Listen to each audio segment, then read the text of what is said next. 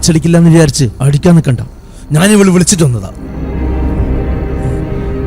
ആദ്യമായിട്ട് പരിചയപ്പെടുന്ന സമയത്ത് എനിക്കറിയില്ലായിരുന്നു ഇവളുടെ കല്യാണം കഴിഞ്ഞാണെന്ന്.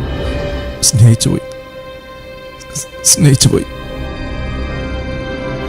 ക്യാ ജമാന, ഒരു ഭർത്താവിനോട് കാമുകമെന്ന് പറയാം ഭാര്യ ഇഷ്ടാണെന്ന്.